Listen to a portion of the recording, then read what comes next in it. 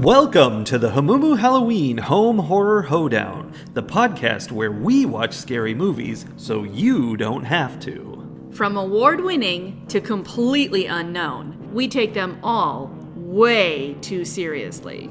I'm your host, Mike Hummel. And I'm your host, Solange Hummel. Now warning, we use a ghoulish number of spoilers, so watch the movies first. Second warning, we don't know anything about anything, so don't take us seriously as we take these movies seriously. My wife, Solange, really wants us to watch 70s movies. She's like, oh, let's watch something from way back when. And I'm like, I like to watch the new stuff. Why not both? ¿Por qué no dos? Yeah, I didn't realize... The 70s is not the era I ask for. I know, because but you like old stuff. We've never watched a movie from the 70s that we didn't say was terrible. The 70s are just terrible, and that's all there is to it. The 70s were a hellscape. Mm-hmm. But this was a nice crossover of that old feel that I like and that new modern thing that you like. Because Late Night with the Devil from 2023, a Shudder original, takes place in the 70s and is very 70s out, even though it is from 2023. Yes. My favorite is that because it's a talk show, it has that like old talk show, game show kind of feel to it. Yeah. I do think it felt more game show than talk show. Elaborate. Well, for one thing, the theme song for this show was almost identical to, I think, the theme song for The Price is Right. Huh. I have no idea. No recollection. With Bob Barker. Do-do-do-do, do-do-do-do. Yeah, it was exactly the same, and I kept wanting it, like it would start exactly the same, and then it would go in a slightly different direction, and my brain would like be trying to correct it to that. And then it had loop-de-loops like Game Changer. It did have loop-de-loops. But it was not a game show. It was a late-night talk show hosted by Jack Delroy. He was the host of Night Owls. The movie opens with an extensive, just an actual exposition dump, which you don't usually find in movies, even when people complain about it. Literally, there's a voiceover guy who's not a character in the movie at all. He's just a guy, like in a movie trailer, explaining all about Jack Delroy's life and history and how his show is having trouble competing with Johnny Carson.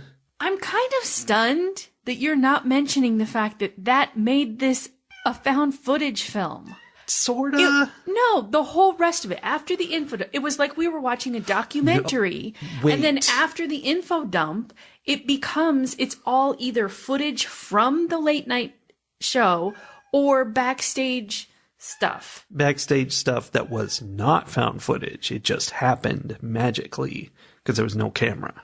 Not at first. At first there was a camera. At first it was this is like, for God's sake, Ruth. What do you need, ma'am? The first couple of scenes of like behind the scenes backstage stuff was like in black and white and like... It was all, I think, always black and white when it was between commercials. Oh, was it? So like they were trying to, but I see what you're saying in that there wasn't a camera. Because there could have been a camera. It could have been just one of the crew was like walking around filming everyone. But it wasn't like that though. No. It was just... We're just seeing what's happening. So it kind of, I see how, it's kind of a found footage movie, but kind of not. In fact, was there something it was inspired by? I feel like it was inspired by Ghostwatch, the movie that we watched not too long ago that was like done live on BBC one time, and then it freaked everyone out like Orson Welles style, and so they didn't run it again. And did you find something that said that it actually was inspired by that? Or are we just guessing? There's no support for that. That's what one person is saying. Well, now it's what two people are saying. Because I would back that up. It had so much of the same feel. It definitely did. It was very similar, only they weren't actually trying to fool the real world. They were just making a movie. Right. So Jack Delroy is a piece of work. Yeah, he's a piece of work. So the whole like documentary part of it, the summary leading up to this episode of Night Owls, really tries to set us up to feel sympathetic toward Jack. Like, we're supposed to feel sad for him. He has it all, except that then he never quite gets, like you said, he's competing against Johnny Carson. He never quite gets to the point of getting to be number one. He's always number two. And then on top of that, his beautiful, beloved wife gets cancer and dies. Like, he's really presented as this very tragic character at the beginning. Yes, because he's like, his wife dies, and then he has an episode of his show on which his wife, in near terminal state, comes on the show, and he's like interviewing her, and that's real sad and terrible. And then she dies shortly after, and then he like disappears for a month before coming back and doing anything else. So it's very, very public trauma. Yes. But underneath it all, we're also hearing that he is part of the Grove, which is clearly very cult-like. Mm-hmm. The documentary describes it as, or the documentary says that people who went to this place, the Grove, describe it as a harmless summer camp for the rich and powerful.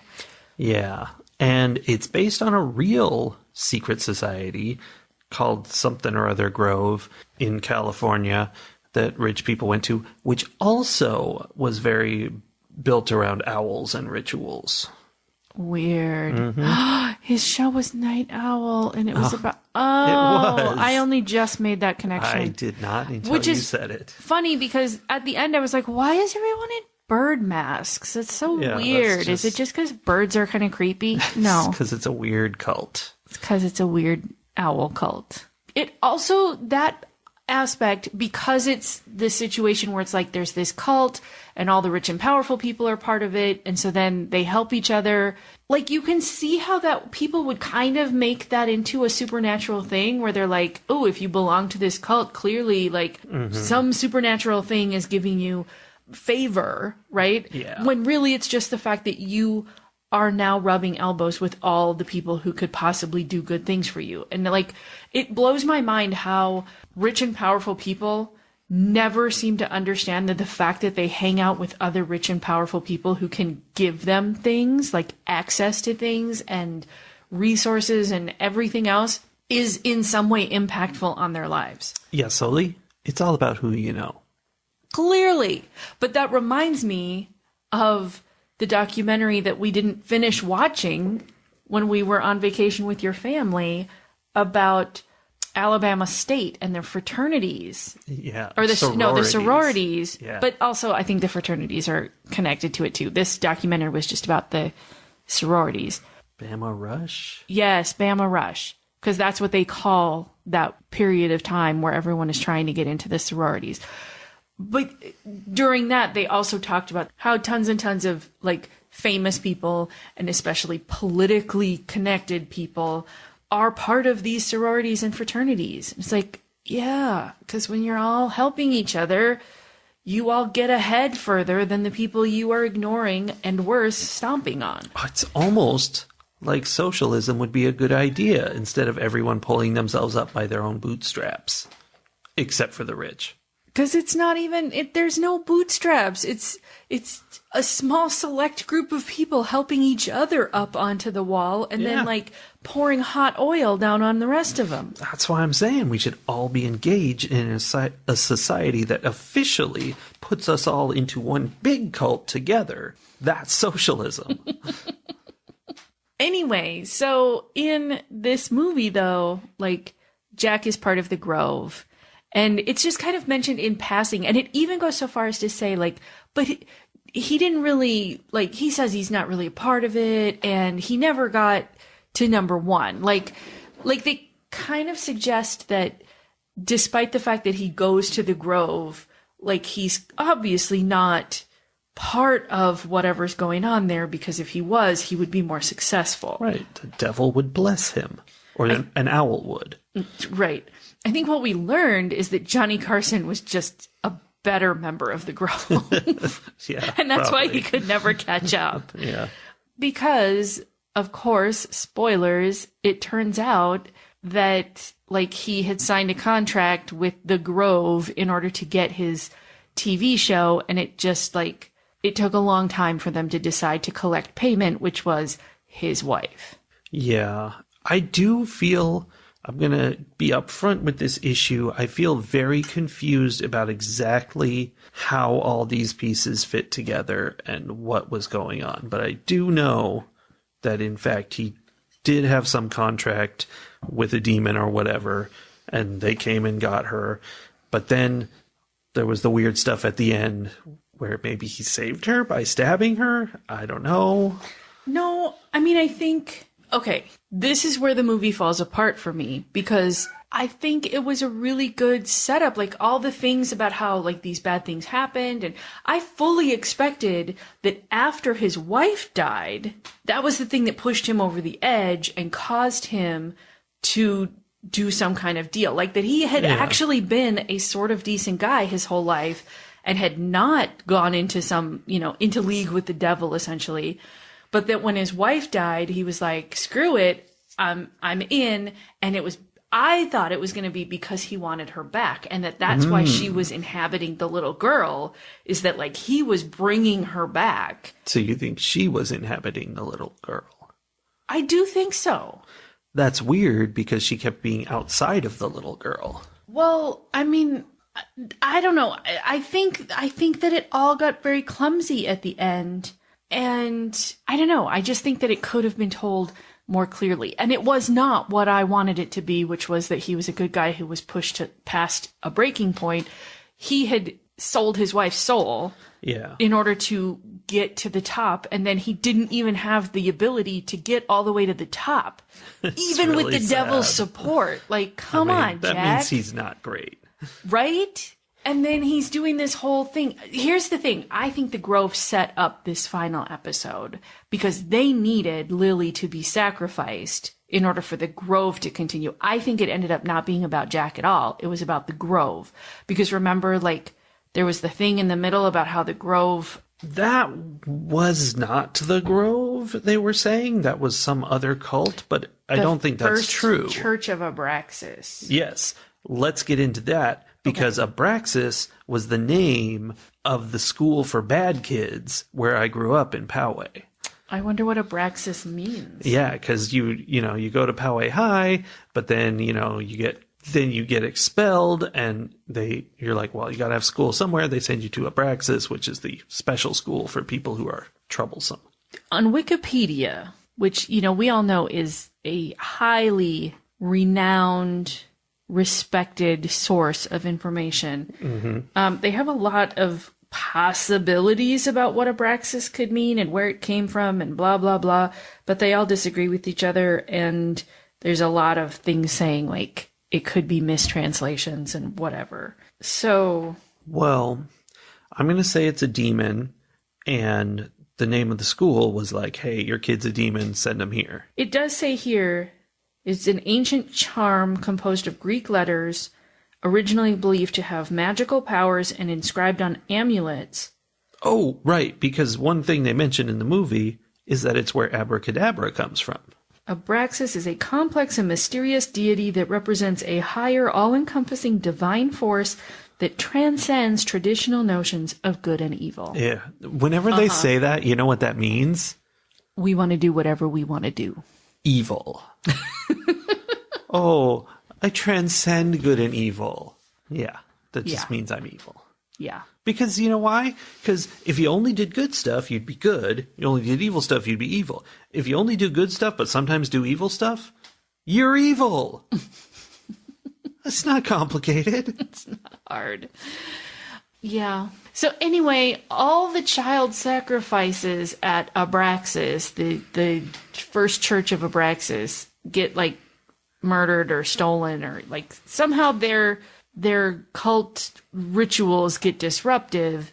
They had a big Waco thing where the government came in and attacked them, and they burned down their own house and set themselves on fire. And Lily is the only child who is still alive. Like, she was saved. She is 13, looks like she's like in her early 20s. I think you looked it up. The actress was 18. Mm-hmm. I figured that they picked 18 so it would be an adult working on the film. But yeah, this adult face playing a 13-year-old child in the 70s when 13-year-olds looked much younger than they do now. It was not believable. And the cult of Abraxas was led by a guy named Dabo, D''ABO, which is a real name. Olivia Dabo is an actress. But every time they said it, it just sounds like Diablo. Yeah. Which is silly. Yeah. So my take on it is that the Grove needed this girl, this one remaining child sacrifice. They needed her to be sacrificed. And so they brought her on the show. They did all the hypnotism stuff, and Jack being hypnotized into thinking that his wife was back, or that he was reliving the guilt of how he had sold her soul to get ahead, sees her and like she's begging him to put her out of her misery at the end, and he does it, and then it's not her at all because he was hallucinating. It's actually Lily, and he has completed the ritual. That was an interesting thing that they did, which is hypnotism has been in many movies and things, and generally the idea of hypnotism is the hypnotized person sees things that aren't there and is reacting to those.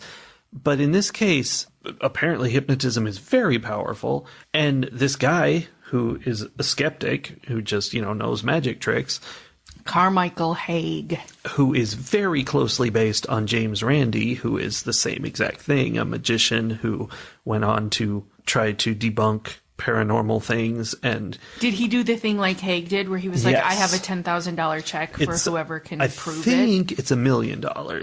I mean, he's dead now, but he died maybe 5-10 years ago. And prior to that, he had this check that, was available, and they would bring people in and test them under, controlled circumstances. And he never had to give the money out because it's all nonsense. And that guy was doing hypnotism, and the movie showed us the hypnotism, and he was able to hypnotize like everyone in the room and many people on TV, he said. We don't know. And I mean, I think that was the idea, that we saw. Yeah, we got hypnotized. What was happening because we fell under the spell, which I thought was a very interesting conceit to have in the movie. Yeah, it was an original idea that was pretty cool. And then also they go back and play back the video of it, and it turns out he's sitting there telling them what to see, and we just didn't see that the first time because we were being fooled. So that was kind of cool. But then they kind of used that idea later in the thing with, the end of the movie is very trippy, and we don't really know what's happening, and that could be all illusion, I guess, because indeed, as you said, he tries to stab his wife, and he ends up stabbing Lily, and I guess sacrificing her.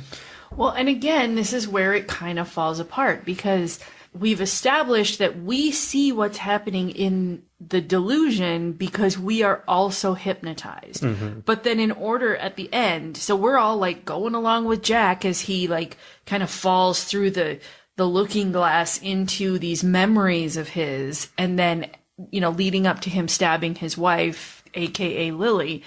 But then in order for us to realize that he didn't stab his wife, we have to come out of the hypnotism in order to see what's really happening. But he also came out at that time and went, "Oh no." Yeah. I mean, it's there. It worked, but you can't look at it too closely or it comes apart. Well, and that's sort of like hypnotism. Yeah. I had a kind of a deeper problem with it, though, is that I just didn't understand how all these parts played together. Lily being possessed, presumably with Abraxas the demon, this Abraxas cult, the Grove, which, I mean, I guess they're one and the same. They're definitely related. Yeah, I think so. Well, and then, like you said, Lily sometimes seemed to be possessed by this demon, and sometimes seemed to be possessed and have knowledge that only his wife could have. Yeah, and there was a whole thing that Lily did where she was like, "Hey there, Jack." And she was like, "We know each other." And it really seemed like it was going to turn out that Jack had done something very bad to this young girl. Because there was a whole thing where like maybe she's traumatized by an experience she had that was terrible, and he's actually guilty of that. Sure. I thought about that a little bit too, although I also felt like it wasn't Lily who was saying, hey, Jack, we know each other. It was the demon. And then I was like, oh, because you made the deal with the demon to get your wife back. And it turned out that wasn't it at all. And speaking of, and this is why this movie is clever. Like, these are movie creators who were thinking about interesting things to do instead of just making a slasher in the woods. And one of the things they did, and they only did it in one part, and I wish it had been like the whole rest of the movie. Lily stares into the camera, and when they switch cameras, she switches and stares into the other camera. And it's really annoying because you can't stop looking at her eyes because they're piercing right at you, and she has huge eyes. And it was like, you know, it's kind of a magic thing because she always knew where to look, and she would like start turning her head in advance, and like, now I'm looking at this one. They only did it in one segment, and I think it would have been fun if the whole time she was just doing that and there's no reason for it. Well, because it was more of that, like, the audience is part of this, and beyond just the live audience for the show, because they were part of it, but also that feeling of being in the movie in a sense. The other thing that did that for me was the spiral, which, you know, I immediately think of as in like Alfred Hitchcock used that spiral, but it was never a spiral that really made me feel any kind of thing. This one worked. Did you get hypnotized? I mean, it was swirly enough. It was just right that when I looked into it, I was like, I can kind of see how this might do a thing. And then, you know, we start seeing the things, and they're like, ah, ha, ha, we got you too. And I'm like, oh, crap, did they get me? They might have got me. Sully, did you see the worms coming out of that guy? I did. It did get you. Well, and I also thought it was cool that when they asked the audience, they're like, okay, audience, like, we just watched it back. You see there were no worms. How many of you saw worms and how many of you didn't? And there were actually a couple people in the audience who it didn't work on, which gave it like this little touch of realism. Yeah, it was kind of fun. I agree. And that is where I want to bring in, because it's more of this same thing, something you probably didn't even know, because I read it on IMDb later. Okay. You know, there's a part of the movie where he's like, wait, play that back, frame by frame, go through it. Yes, I made a note where he said, frame by frame, no slower. Yeah. I guess you show each frame longer. I don't know. But eventually, it reveals one frame of the film where his wife, in spectral, glowing Jedi ghost form, is standing next to him. Turns out, she's in the movie like 10 more times that we didn't know. She's in the mirror when he's backstage. She's in the pocket watch that the hypnotist has. She's in a bunch of other places. I love that. I do too. That's more of that clever filmmaking. That's very cool. And so was she haunting him because he was part of why she died? Well, she or didn't is she seem there mad. trying to protect him? Yeah, I don't know. I don't know either. And that's the thing. It's like all this clever stuff, but then the plot didn't really work. I mean, it probably did work. I just didn't get it. And we haven't mentioned Christo. The first guest on this show is, again, a classic character from history. In this case, I'll call him John Edward. Yes. Who, though, is described as having a Middle Eastern accent in the subtitles. Yeah. But he regularly says "see." And I do agree. It sounded like a Middle Eastern accent, but he used the word "see." And I was like, what is happening here? And you said, while we were watching it, you said, this could be like playing off of how in the 70s they would do things like that. And they're just like, whatever, it's foreign. It's fine. Yeah. But it was kind of hilarious. It was weird. And then there were parts, you know, later when he was like freaking out or off camera or whatever, where I think he didn't have an accent, but he only ever said really short things, so I couldn't quite tell. Well, because he wasn't real. Like he was a plant that Jack brought on to do a thing. Like he was the guy, like you said, John Edward, who, does all the, like, has a plant in line and is listening to all the people's stories, and they, like, have people fill in a questionnaire. So then when he's on stage and he's like, I see a P. Is it Peter? Is it Pete? Is it Peterson? And someone's like, Peterman? And he's like, yes, that's it. Definitely. That's like, the thing I heard. Everybody's like, amazing. Mm-hmm. So he was a total fraud, and he was supposed to be a fraud. But then it turns out that Carmichael Haig, who is a total skeptic, actually knows how to hypnotize people. Like, he was the one who could really do the things. Mm-hmm. But anyway, what were you going to say about Christo, the fraud? Well, just that he's a part of this too. And he, of course, every time somebody like this is in one of these movies, turns out he's a fraud, but all of a sudden the spirits take control of him for real. And he's like, oh, and it's way worse. Oh, and his eyes turned white when that happened. And he projectile vomits swamp water. All over the place. And then he gets taken to the hospital and dies. Yeah, so he died. But yeah, that was more of that, like, what was that other than just, I guess, evil is happening around here. Yeah. And there is one other person as well, Dr. June Ross Mitchell. Which June is an interesting situation because that's Jack's new lady and also Lily's caretaker who's trying to help her with her possession, except not really. She's just trying to exploit her possession, just like...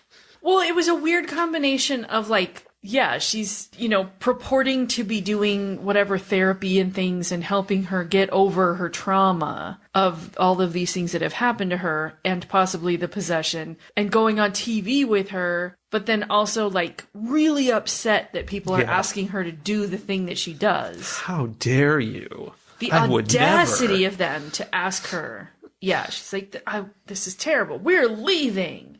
Well, okay, I guess I will strap her to a chair. Yeah, and force her to be possessed. That was weird. And again, it's more, I don't know, like, it didn't quite make sense to me. It didn't all connect up in the end. Mm-hmm.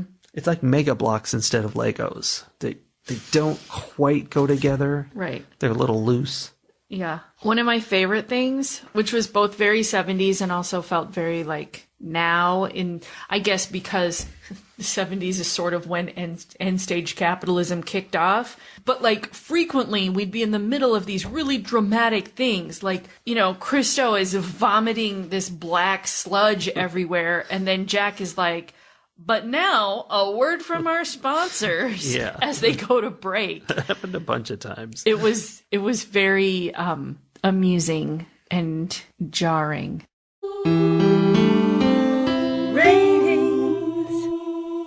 I have a lot of, I wouldn't even say nitpicks. They're kind of like major problems with this movie. Like, it really didn't seem to hang together in the end.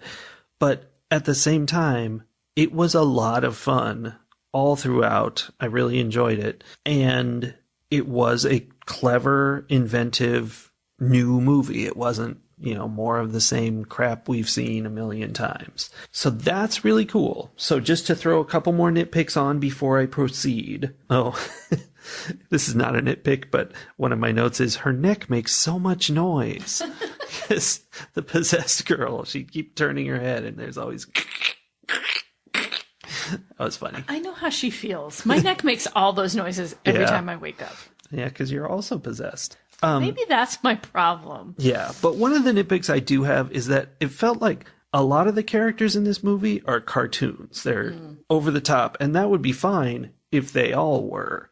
But several of the characters are very, like, realistic and grounded, and it just felt off.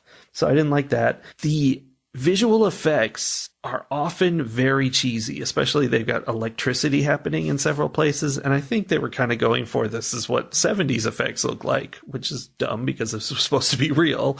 But they had, like, one of my favorite things in fake electricity is when you see, like, there's a wire and you see blue lightning moving through the wire slowly, like 10 miles an hour. And you're like electrons do. That's very slow, and it's outside of the wire's plastic coating. So I don't know what's going on there. But that was real cheesy. So, I don't know, some cheesy stuff and that. But I'm going to say that I really enjoyed it. I had a lot of fun. And I want to reward this idea that you should make something creative and new and be cool. Mm-hmm. So I give this 4 theremins out of 5. And I almost give it 4.5. That's wild. I'm a wild guy. Because I was thinking the exact same thing.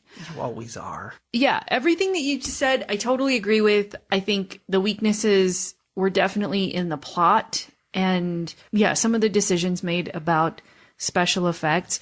Although I will say, as much as I think the aesthetic of the 70s is horrifically ugly, and I would never, I would not decorate my house that way. I don't want to wear outfits that are colored the way the 70s was colored, but it definitely added to this nostalgic feel to be watching something that was so retro looking. And it makes for a very visually interesting movie to be watching when you have the earthy rainbow swirl loop-de-loop thing, and everybody's wearing wild and crazy colors because everything's avocado and salmon and goldenrod, eggshell blue. So it was fun to watch in that way too. It was just kind of very satisfying to look at visually in a lot of places.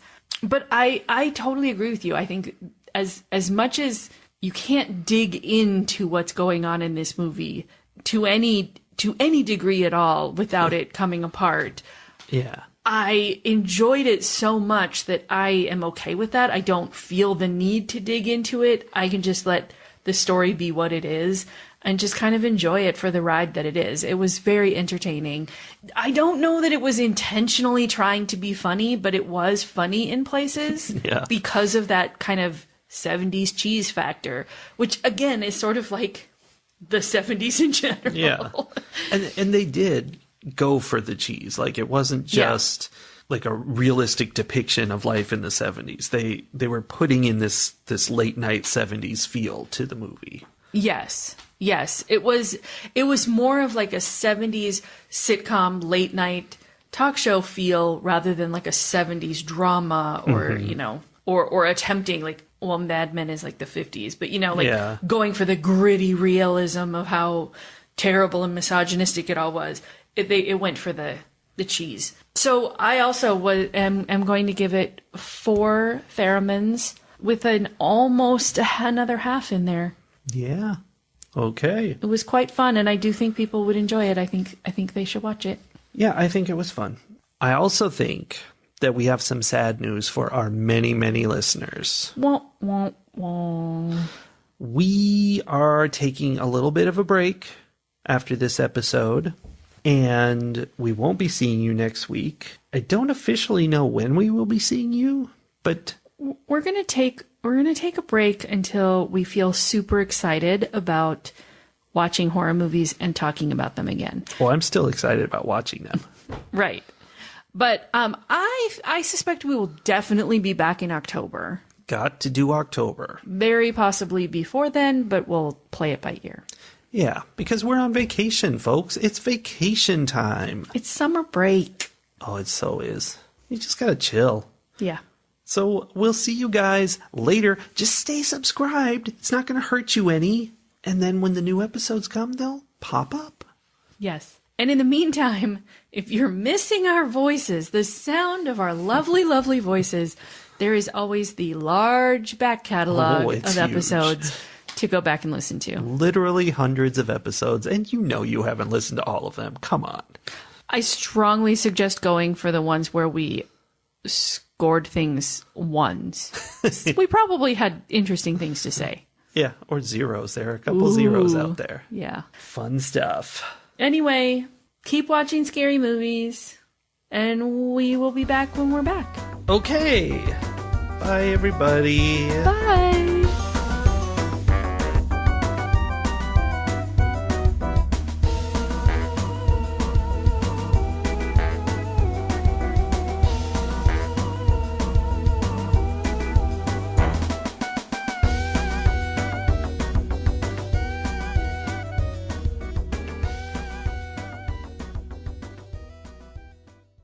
And then there's a foot down here. You can go in between the toes. That's what I was hearing. Yeah, sorry. You're like, it's Ruthie. I was playing footsies with the table.